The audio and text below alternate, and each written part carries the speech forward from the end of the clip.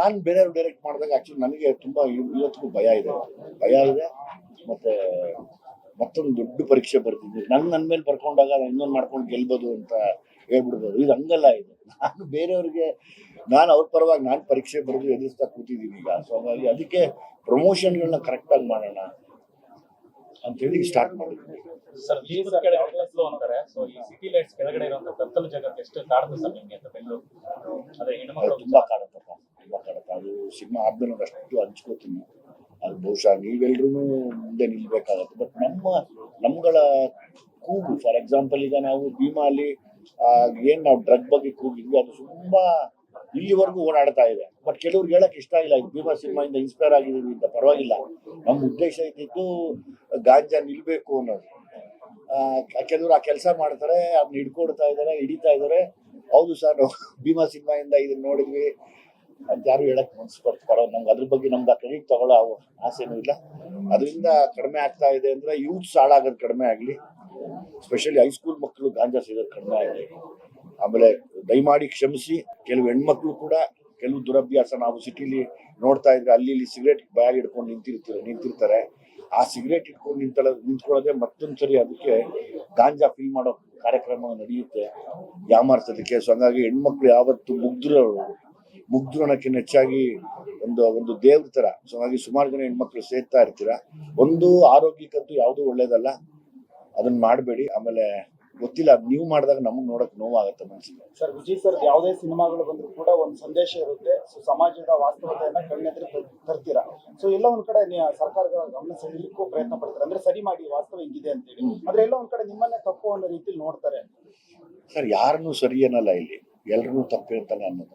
So ಹಂಗಾಗಿ ನಾವು ಸರಿಗಿದ್ರೆ ಸಾಕು. ಯಾರನ್ನೂ ಮೆಚ್ಚಕ್ ನಾನು ಸರಿ ಇದೀನ ಅಂತ ಯಾಕೆ ಹೇಳ್ಬೇಕು? ಬೇಕಾಗೇ ಇಲ್ಲ. ನಾನು ಹೆಂಗಿದ್ದೀನೋ ಹಂಗಿರ್ಲೇಬೇಕು. ಸರ್, ಈಗ ಕತ್ತಲ ಲೋಕದಲ್ಲಿ ಅನುಭವಿಸಿದಂತ ವ್ಯಕ್ತಿತ್ವ ಏನಿದೆ ಅದು ಆಫ್ಟರ್ ಸಿನಿಮಾ ಆ ನಿಜ ವ್ಯಕ್ತಿತ್ವ ಹೊರಗಡೆ ತರ್ತೀರಾ ನೀವು, ಅವ್ರನ್ನ ಸ್ಟೇಜ್ ಮೇಲೆ ತರುವಂತ? ಅದೊಂದು ಬೇಡ ಅನ್ಸುತ್ತೆ. ಅದೊಂದು ಬೇಡ, ಅವ್ರನ್ನ ತರೋದು ಬೇಡ. ಮತ್ತೆ ಅವ್ರ ಬಗ್ಗೆ ಹೇಳೋದು ಬೇಡ. ಸರ್, ಈಗ ಈ ಭಾಷೆ ಇದೆಯಲ್ಲ, ಈ ಸಾಂಗ್ ಅಲ್ಲಿ ಹಾಕಿರುವಂತ ಭಾಷೆಗಳು, ಸೊ ಅದನ್ನ ಎಲ್ಲಿ ಹುಡುಕ್ತೀರಾ ಅಂತ? ನಿಮ್ಗೆ ನಾನ್ ವೆಜ್ ಅಲ್ಲಿ ನಳ್ಳಿ ಮೂಳೆ ತುಂಬಾ ಇಷ್ಟನಾ? ಯಾಕಂದ್ರೆ ಪದೇ ಎಲ್ಲ ಸಂಗತಿ ನಳ್ಳಿ ಮೂಳೆ ಅನ್ನೋದಿದೆ. ಎಕ್ಸಾಕ್ಟ್ಲಿ, ನಾನ್ ವೆಜ್ ತಿನ್ನೋರು ಎಲ್ಲಾರು ನಲ್ಲಿ ಮೂಳೆ ಟೇಸ್ಟ್ ಮಾಡೇ ಮಾಡ್ತಾರೆ. ಯಾವಾಗ ನಲ್ಲಿ ಮೂಳೆ ಇಲ್ದಿರ ಸಾರೇ ಅಲ್ಲ ಅದು. ಅದು ನಾಟಿ ಕೋಳಿ ಮಾಡಿದ್ರು ಆ ಮೂಳೆ ಹಾಕು ಅಂತಾರೆ. ಕಬಾಬ್ ಮಾಡಿದ್ರು ವಿತ್ ಬೋನ್ಲೆಸ್ ಅಂತ ಕೇಳಿದ್ರೆ ವಿತ್ ಬೋನೆ ಕೊಡಪ್ಪ ಅಂತಾರೆ. ಸೊ ಹಾಗೆ ನಲ್ಲಿ ಮೂಳೆನೂ ಅಷ್ಟೇನೆ, ಅದೊಂದು ಶುದ್ಧ ನಲ್ಲಿ ಮೂಳೆ ಎಳೆದಾಗ್ಲೇನೆ ಅದು ಆನಂದ. ಅದು ಸೊ ದುನಿಯಾ ವಿಜಯ್ ಸರ್ ಏನಾದ್ರು ರಾಜಕೀಯಕ್ಕೆ ಬರೋದು ಏನಾದ್ರು ಸಾಧ್ಯತೆಗಳಿದೆಯಾ?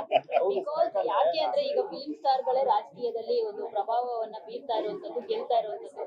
ಸೊ ದುನಿಯಾ ವಿಜಯ್ ಸರ್ ಯಾವಾಗಾದ್ರೂ ಬಂದ್ಬಿಡೋ ಚಾನ್ಸಸ್ ಇದೆಯಾ? ಸೋಷಿಯಲ್ ಮೀಡಿಯಾದಲ್ಲಿ ಇದೆ ಹರಿದಾಡ್ತಿದೆ. ಯಾಕಂದ್ರೆ ತಮಿಳುನಾಡಲ್ಲಿ ದಿಗ್ವಿಜಯ ಸಾಧಿಸಿದ್ದಾರೆ, ಇಲ್ಲಿ ವಿಜಯ್ ಕುಮಾರ ಯಾವಾಗ ವಿಜಯ್ ಸಾಧಿಸ್ತಾರೆ? ಅಲ್ಲಿ ವಿಜಯ್ ಅವ್ರಿಗೆ ಗೆದ್ರು ನಂಗೆ ತುಂಬಾನೇ ಸಂತೋಷ ಇದೆ. ಯಾಕಂದ್ರೆ ಒಂದು ನನ್ನ ಹೆಸರು, ಸೊ ನನ್ನ ಹೆಸರು ಆಗಿರೋದ್ರಿಂದ ಅದೊಂದು ಎಲ್ಲಾ ಕಡೆ ಖುಷಿ. ತಮಿಳಲ್ಲೊಬ್ರು ವಿಜಯ್, ಕನ್ನಡದಲ್ಲೊಬ್ರು ವಿಜಯ್ ಅಂತ. ಮತ್ತೆ ಇಡೀ ತಮಿಳುನಾಡಿನ ಜನತೆ ತಗೊಂಡಿರುವಂತ ನಿರ್ಧಾರ ಇದೆಯಲ್ಲ, ಆಕ್ಚುಲಿ ಈ ಬದಲಾವಣೆಗಳು ಎಲ್ಲಾ ಕಡೆನೂ ಆಗ್ಬೇಕು, ಎಲ್ಲಾ ಸ್ಟೇಟ್ ಅಲ್ಲೂ ಆಗ್ಬೇಕು, ನಾಟ್ ಓನ್ಲಿ ಇನ್ ತಮಿಳುನಾಡು, ಎಲ್ಲ ರಾಜ್ಯದಲ್ಲೂ ಈ ಬದಲಾವಣೆಗಳು. ಇವತ್ತು ಜಂಜಿಗಳು ನಿರ್ಧಾರ ಮಾಡ್ತಿರುವಂತ ಆ ನಿರ್ಧಾರ ಇದೆಯಲ್ಲ, ಅದಕ್ಕೆ ನಿಜವಾಗ್ಲೂ ಹ್ಯಾಟ್ಸ್ ಆಫ್. ಹಾಗಾಗಿ ಇಡೀ ತಮಿಳುನಾಡು ಜನತೆ ಯಾರು ವಿಜಯ್ ಸರ್ನ ಗೆಲ್ಸಿದ್ದೀರಾ, ನನ್ನ ಪರವಾಗಿ, ನಮ್ಮ ಕನ್ನಡ ಇಂಡಸ್ಟ್ರಿಯ ಪರವಾಗಿ ನಿಮ್ಮೆಲ್ಲರಿಗೂ ನಾನು ಕೃತಜ್ಞತೆ ಸಲ್ಲಿಸ್ತೀನಿ. ವಿಜಯ್ ಸರ್ನ ಗೆಲ್ಸಿದ್ದಕ್ಕೆ ನನಗೂ ತುಂಬಾ ಮನಸಾರೆ ಖುಷಿ. ಸಂಪೂರ್ಣ ನ್ಯೂಸ್, ಇದು ನೊಂದವರ ಧ್ವನಿ.